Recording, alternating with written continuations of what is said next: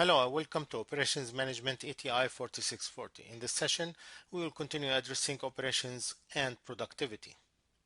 In this session, productivity calculations will be introduced and some examples will be provided. Productivity is the ratio of outputs in general, goods and services, divided by the inputs, which is resources such as labor, capital, raw materials, and miscellaneous. The objective is to improve productivity. So as an input, if we have a capital and raw material, it can be processed to produce an output presented as goods and or services. An example of improving productivity, a team looking into Starbucks operations trying to shave time and increase productivity. The team managed to do the following: stop requiring signature on credit card purchases under $25, which saved 8 seconds per transaction. Also, they changed the size of the ice scoop, which saved 14 seconds per drink. They added new espresso machines, which saved 12 seconds per shot. Operations improvements have helped Starbucks increase yearly revenue per outlet or per store by $250,000 to $1 million. Productivity has improved by 27% or about 4.5% per year. Productivity can be measured by delivering or by dividing units produced by input used. Productivity is a measure of process improvement. It represents output relative to input. Only through productivity increases, our standard of living will improve. For example, if units produced are 1000 and labor hour used is 250, then productivity will equal units produced, that is 1000, divided by labor hours used, that is 250, which means productivity is 4 units per labor hour. In most cases, we have more than just labor involved in productivity. For that, a formula with multiple factors need to be considered. It's not only the labor, which is single factor, but also multiple factors has to be considered. For that, productivity will equal output divided by labor plus material plus energy plus capital plus miscellaneous, also known as total factor productivity. Output and inputs are often expressed in dollars. Instead of using the labor units or labor hour units, we are using dollars, so it will be per dollar. In this case, the multiple resource inputs will lead to multi-factor productivity. The example in this slide shows calculations with single factor consideration. So let's do it with single factor, then do the multiple factor, and see how would that play or show in the calculation. The old system has staff of 4 workers, 8 hours per day, who process 8 titles per day. The payroll cost is $640 per day, and the overhead is $400 per day. The old labor productivity will equal 8 titles per day divided by 32 labor hours, which equals to 0.25 titles per labor hour. In the new system, staff will be processing 14 titles per day, but the overhead will increase to 800. The new labor productivity will equal to 14 titles per day divided by 32 labor hours, and that is 0.4375 titles per labor hour. Now remember, in this way, or this single calculations, we did not take the overhead change from $400 to $800 per day. So this is for a single factor calculations. Now, considering the multi-factor and including the change in the overhead, the old multi-factor productivity will equal 8 titles per day divided by 640 plus 400, which is equal to 0.0077 titles per dollar. Now, it's not per labor hour, it's per dollar amount. So this is the calculation considering the overhead. We added the overhead and the payroll cost instead of doing the labor hours. While the new multi-factor system, the productivity will equal 14 titles per day divided by 640 plus 800, which is equal to 0.0097 titles per dollar. From the example, you can see that both the labor single factor and the multi-factor productivity measure show an increase in productivity. The multi-factor measure provides a better picture of the increase since it captures all costs connected to the product. Some of the measurements problems that you might face are quality may change while the quantity of inputs and outputs remains constant. External elements may cause an increase or decrease in productivity. Precise units of measures or measure may be lacking. Labor, capital, and management can be considered as productivity variables, and change in these variables will affect the overall productivity. So labor contributes about like 10% of the annual increase. Capital can contribute about 38% of the annual increase, while management contributes about 52% of the annual increase. Some of the key factors for improving labor productivity are basic education appropriate for the labor force. Now we are talking about just improving labor productivity.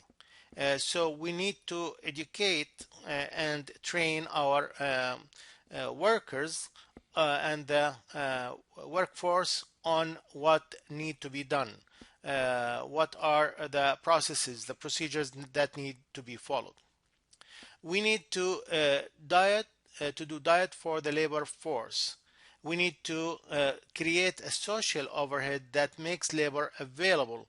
Do they have what's needed in the society to support their workforce or their jobs?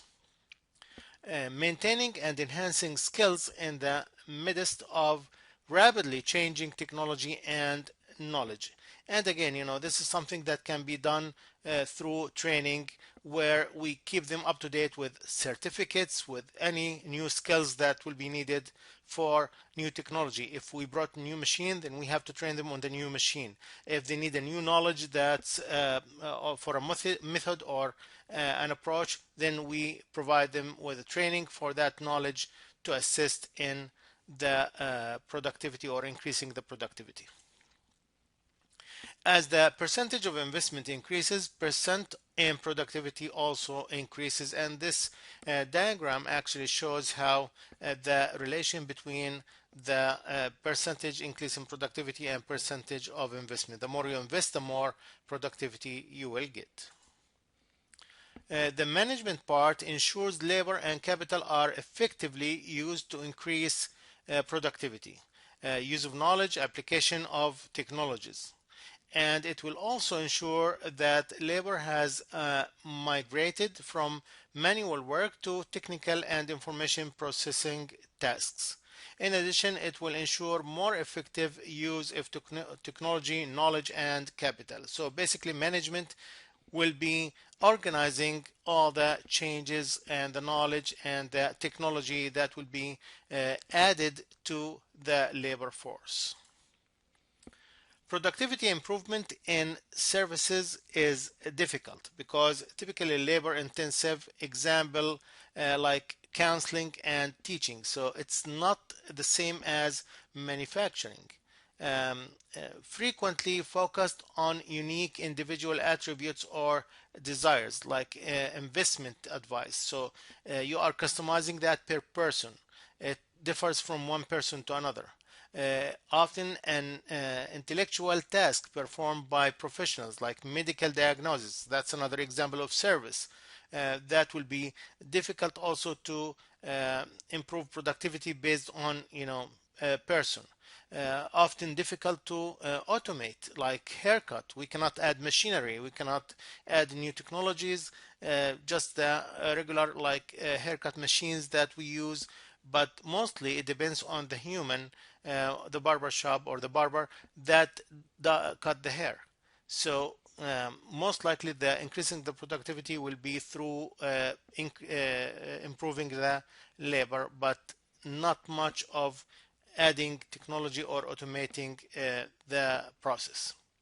It's often difficult to evaluate for quality, like performance of law firm. How would you measure the performance of a law firm? Um, is it by like the success of their cases versus the failures? So it's hard to measure because again it depends on the cases, it depends on how do they handle the cases, how many cases. So it's very hard to measure that performance. One of the successful examples of productivity improvement of service is improving productivity at Taco Bell. Some of the improvements that Taco Bell used, they revised their menu. They designed meals for easy preparation. They shifted some preparation to suppliers, so everything will be ready when it comes to the shop. Everything will be already processed, and all what they need is just to concentrate on making the tacos or the sandwiches and prepare them for the customers. They have efficient layout and automation. They train their employees and give them empowerment to take decisions. Um, they use new water and energy saving grills. So they made some changes that increased the productivity in the different stores or franchises. The results for those changes: uh, preparation time cut to 8 seconds, management span of control increased from 5 to 30, in store labor cut by 15 hours per day, floor space reduced by more than 50%, stores average 164 seconds per customer from drive up to pull out, and that is actually measured. So always they are monitoring the average drive up and pull out from the driveway or the drive-through. So they are making sure that you're not exceeding this average by a lot. And also the water and energy savings grills that conserve up to 300 million gallons of water and 200 million kilowatts of electricity each year. And then the green inspired cooking method that saves 5,800 restaurants around 17 million per year. Some of the current challenges in operations management are globalization. Remember that we are still, we will be competing on a global level, so still it's a challenge to go there and compete with not only the domestic and national companies, but also the international companies and other companies on the global level. They have more resources, they are closer to the raw material, they have cheap labor, they have other things that will assist them in competing with us. So how do we overcome this kind of challenge in the globalization? And of course, the supply chain partnering. Again, part of it is partnering with a supplier or a vendor who will be closer to me. What if the vendor was in China or in India or in other country? Then that will be hard. So again, trying to partner and make communication with all these people on a global level, and you have to make sure that your raw material being fulfilled and your process being done and the product is ready to satisfy customer demand. And then you have to sustain your operation. How can you sustain your operation with such competitive market? And then the rapid product development, the changes that happen to the product and the technology that will show every like 6 months or 1 year. You have other changes that you need to adapt to. So that's rapid, very fast changing technology that we need to include in our product and product design. And then the mass customization. Now everybody's customizing their orders, so it's not as before. They customize and they customize en mass. And then the lean of operations, the flexibility of these operations to adapt to any changes in the future. Challenges facing operations manager are developing safe and high quality products, train and retain and motivate their employees in a safe workplace, honoring stakeholder commitment. So that will be all for the session. If you have any questions or concerns, please feel free to use any of the given channels to communicate with me, and I will be more than glad to address your questions. Thank you and have a great day.